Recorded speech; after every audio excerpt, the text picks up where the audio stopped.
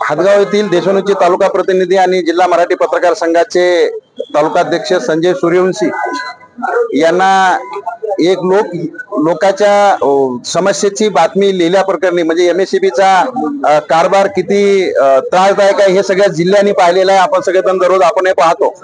या विरोधामध्ये बातमी लिहिल्याबद्दल संजय सूर्यवंशी यांना हातगाव हिमायतनगरचे आमदार बाबुराव पाटील कोळीकर यांनी वारंवार फोन करून धमकी देणे आणि मग शेवटी अखेरच्या फोनवर तुझं बघतो तुझी करतो अशी भाषा वापरणे, त्यामुळे संजय सूर्यवंशी हे भयभीत झालेले आहेत।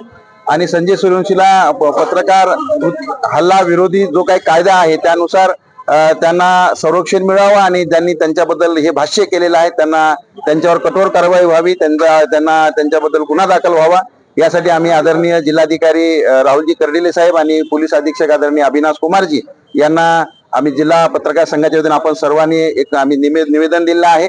या निवेदनाची दखल घेऊन निश्चितच त्यांच्यावर तर कारवाई होईलच, पण मी पोलीस प्रशासन आणि जिल्हा प्रशासनाला विनंती करतोय की आमचे मित्र तालुकाध्यक्ष पत्रकार संघाचे आदरणीय संजय सूर्यवंशी यांना तात्काळ पोलीस संरक्षण द्यावं आणि अशा घटना भविष्यामध्ये जिल्ह्याच्या इतरत्र घडू नये। शेवटी पत्रकार हा लोकांच्या हितासाठी काम करणारा आणि समाजामधला एक सकारात्मक काम करणारा घटक आहे।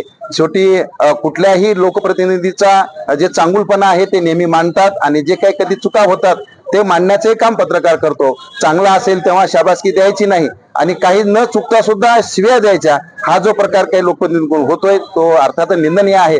आणि म्हणून मी बाबुराव पाटलांच्या या वक्तव्याचा म्हणजे जे काही त्यांना बोललेलं आहे ते रेकॉर्डिंग माझ्याकडे उपलब्ध नाही, पण अशा पद्धतीची घटना घडली असेल तर मी त्यांचा सुद्धा निषेध करतो।